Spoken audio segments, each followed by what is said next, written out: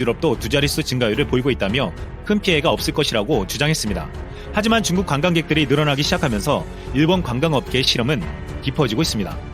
한국 관광객은 일본인도 잘 가지 않는 일본의 지방 소도시를 가지만 중국 관광객은 대도시의 대표적인 관광지만 찾기 때문입니다. 중국인 관광객이 더 많이 온다 해도 일본 지방 소도시 관광지는 텅 비게 된 것입니다. 게다가 중국인 관광객이 많아지면서 악명 높은 매너가 더 많은 문제를 일으키게 되었습니다. 일본인들은 최근 외국인 관광객이 급증하면서 관광 공해라고 외치며 불만의 목소리를 내고 있습니다. 수도권 대표적인 관광지 중 한 곳인 가나가와현 가마쿠라시는 지난 3월 번화가에서 음식을 먹으면서 걸어가며 타인의 옷을 더럽히는 등 해를 끼칠 우려가 있는 행위를 금지하는 공공장소에서의 매너 향상에 관한 조례안을 가결하기도 했습니다. 산케이 신문은 민박 이용자의 소음과 쓰레기 등을 둘러싼 현지 주민들과의 트러블이 잇따르고 있다고 전한 바 있습니다. 이런 불만이 계속되자 일본 정부는 내년 도쿄올림픽을 앞두고 외국인 관광객 증가에 따라 관광 공해 문제의 대책으로 기본적인 매너를 외국어로 소개하는 동영상을 만들 계획이라고 전했습니다. 일본인들이 관광 공해라고 부르는 불편함의 주인공은 주로 중국인 관광객이었습니다.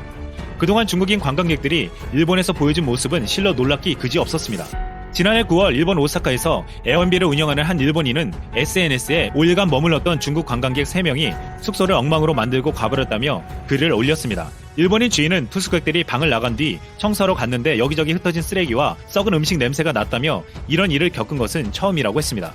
그러나 중국인들은 우리는 이미 숙소비를 지불했다며 우리 집이 아니기 때문에 청소비를 지불할 이유가 없다고 답했습니다. 일본 오키나와현의 한 해변용품 가게 주인은 중국인에게만 정상가의 10배 가격을 받겠다는 가격 안내문을 내걸어 화제가 된 적도 있었습니다. 오키나와에서 14년간 해변용품 렌털 가게를 운영하는 주인은 중국인들이 1인용 해변 의자에 중국 관광객 5명이 앉아 의자를 부순 일도 있었다며 수년간 당한 이런 진상짓을 더 이상 참을 수 없었다고 말했습니다.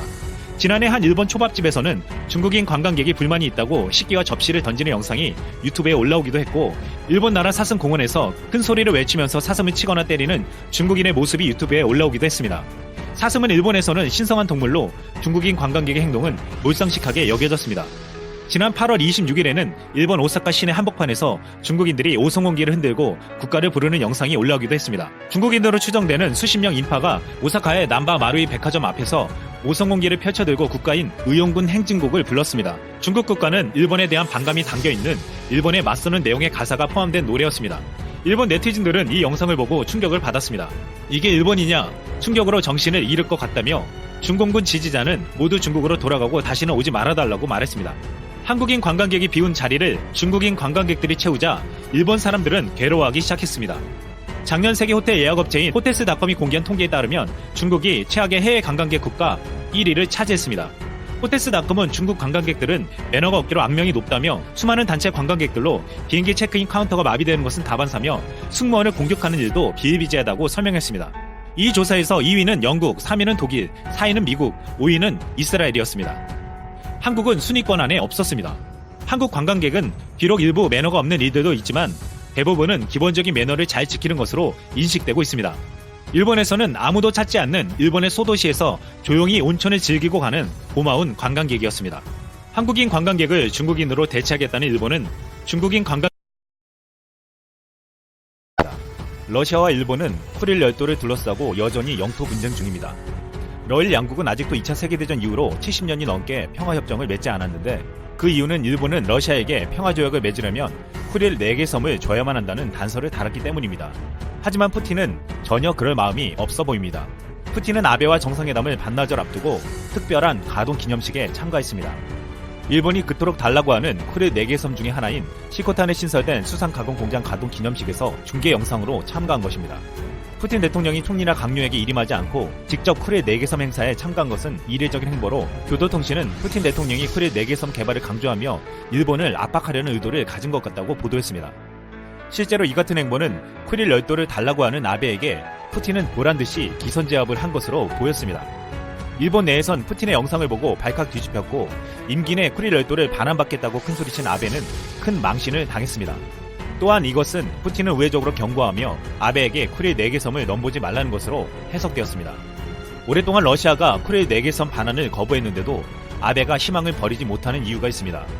푸틴은 1990년대 후반 2001년에 가진 러일 정상회담에서 2개 정도는 돌려줄 수 있다는 뜻을 밝힌 적이 있었습니다. 하지만 거주민들과 극우파들에게 엄청난 비난을 듣고 푸틴은 말을 바꿨습니다. 푸틴은 절대로 쿠릴 4개 섬 중 하나도 줄 수 없다고 선언한 것입니다. 일본 아베에게는 이 같은 푸틴의 행보가 아직도 반환에 대한 희망을 잃지 않게 만드는 희망 고문이 되게 만들었습니다. 최근 러시아는 일본과 경제협력을 강화해 미국과 서유럽의 경제 제재와 유가 하락으로 입은 경제적 타격을 일정 부분 회복하기를 바라고 있습니다.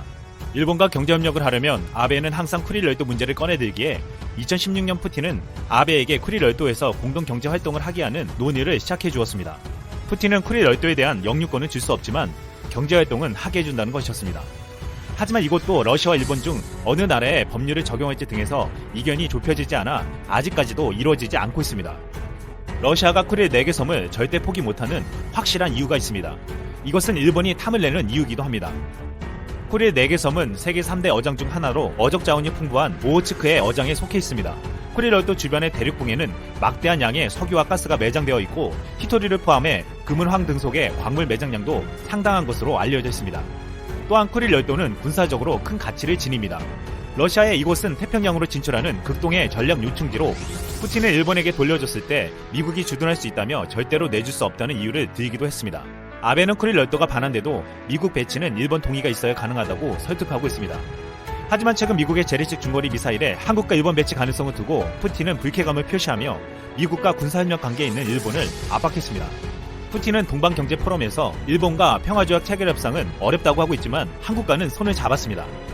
한국의 소재 부품 국산화를 돕겠다고 하며 공동투자펀드 설립을 검토하고 한러 FTA